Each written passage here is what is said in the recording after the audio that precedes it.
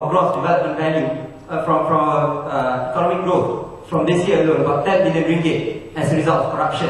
So I think corruption is a serious issue, and it goes along with the issue of subsidies. I think Malik Mutiaz wrote an article on corruption and subsidies, on how we are, the people in Malaysia today have a double whammy when subsidies are removed and yet corruption is not solved. So I think it's a serious issue, and that must also be looked into seriously. And it's not as small as a problem as YB Hairi has mentioned just now.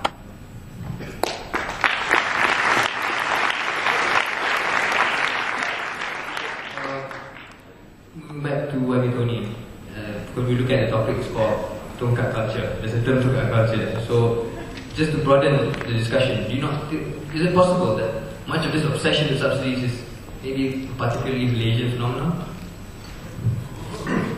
It is a tongkat culture, but a tongkat culture that has been cultivated by the Barisan National Government for the past 15 years. I fully agree, and I think in this point I completely agree with Khairi when he mentioned in Parliament that we have a tongkat culture whereby, and it's a culture that's not healthy even because petrol subsidies actually doesn't help the poorest of the society. The bigger car you have, you drive a car like Khairi, you consume the most petrol. To be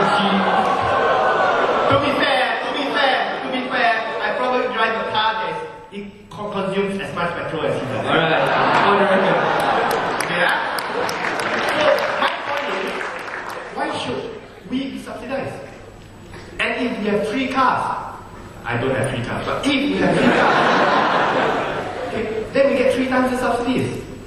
And if you have a smaller country, you get less subsidies. If you drive a motorbike, you hardly use any petrol, you get even less subsidies. And if you get no petrol, you don't even have any transportation, you get nothing. So the subsidy culture is not healthy. Not in the petrol sense anyway. So it has always been our policy in DAP anyway, to call for government to give out direct grants to the poorer segment of the society. And from that angle, once you have you can choose whether to spend it on petrol or to spend it on other basic necessities that's more important in their lives. What I wasn't happy with when the government introduced the rebate system was that, while on the one hand you say the subsidy system was inefficient, you come up with a system whereby if you have a 2-litre car, you get 625 ringgit. If you don't have a car, you only have a motorcycle, you get less, you get 120. And if you got no transport, that's your problem. It's back to the square one. Yeah, but you've got to be consistent, right? I mean, first you say that you blame the government for pullback, but at the same time you also blame the culture. So why participate in this culture? Sini Kita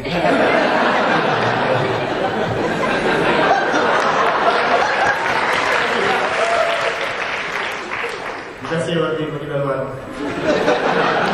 Now, a few very interesting points. Tony is really agreeing with me today. I'm not quite sure who's crossing over on September 16th. That was for my big car joke just now. Anyway, next point is valid. I'm not trying to downplay the issue of corruption. Corruption is very real. And that's why I think real steps need to be made in terms of anti-corruption. But it starts with trying to make sure that the margins on certain jobs are reduced. And if you look and study properly, the margins on a lot of government contracts, the so-called leakages, or as Nick calls it, corruption, has reduced considerably in the last 4 years. In fact, today, the problem that we're having is not the problem of big margins in terms of government projects, but it's problems of margins being too small or none at all because prices have gone up. Steel bars have gone up by 130%. Contractors are giving back jobs to the government today because they can't complete the contract. Now, just now Tony said subsidy culture is cultivated by the Barisan National Government. Today, it's the Barisan National Government which is doing the single most important macroeconomic shift since the new economic policy by getting rid of subsidies. It's not the BM that's cultivating subsidies. Which party is it that says, esok jadi kerajaan, turunkan harga minyak? That's the one.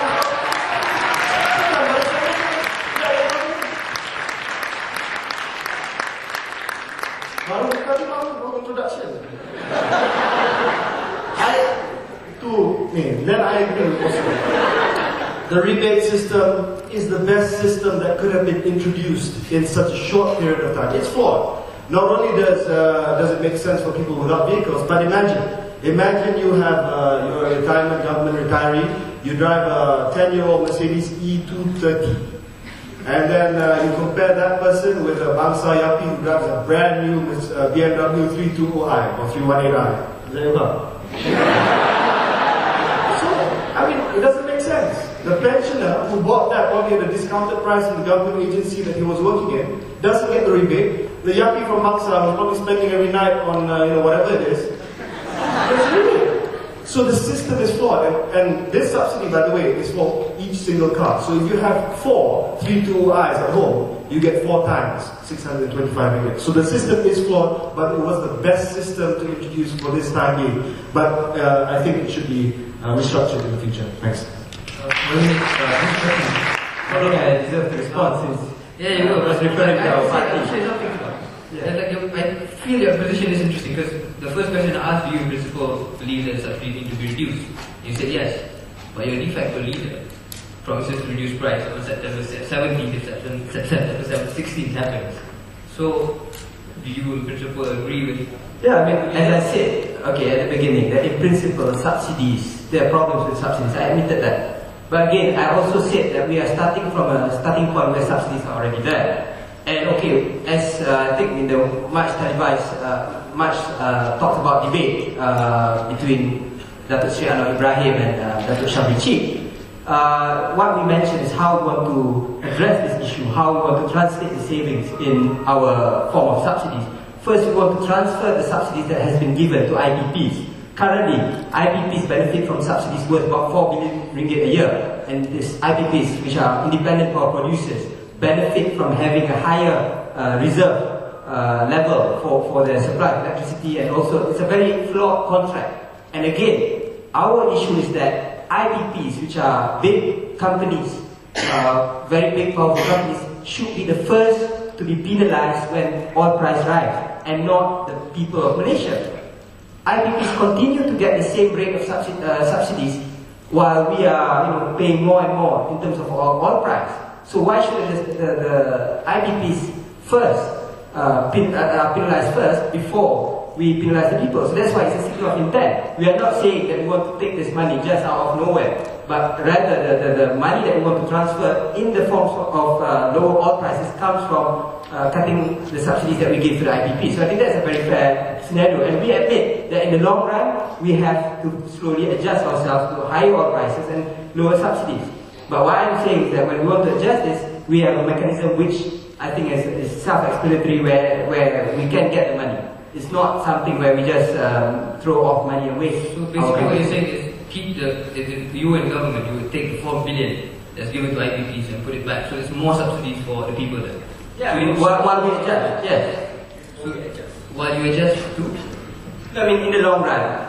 Because when we go back, the 30%, sorry, the price increase from 1 ringgit and 2 cents to 2 ringgit and 70 cents, that was a lot of money for a lot of people. And you go down to any store today and whatnot, it affects a lot of prices.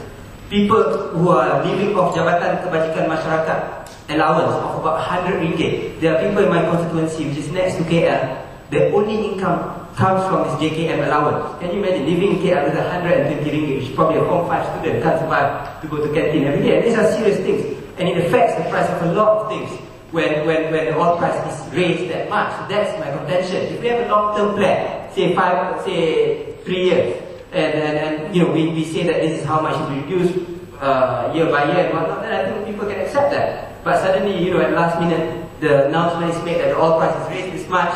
Whereas a lot of big companies continue to get comfortable with the subsidies. That I think is what is problematic for us, because we think that the ordinary people out there are suffering from it.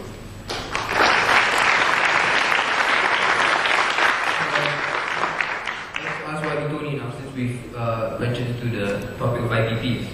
Don't you think that when it comes to IPPs, the government's hands are a bit tied because the power purchasing agreement was signed years ago? Yeah, they tie it themselves.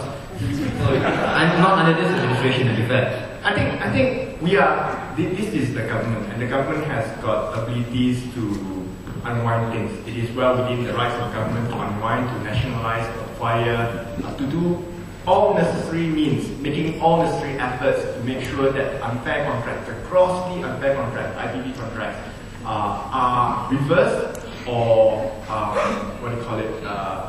made better. So if the government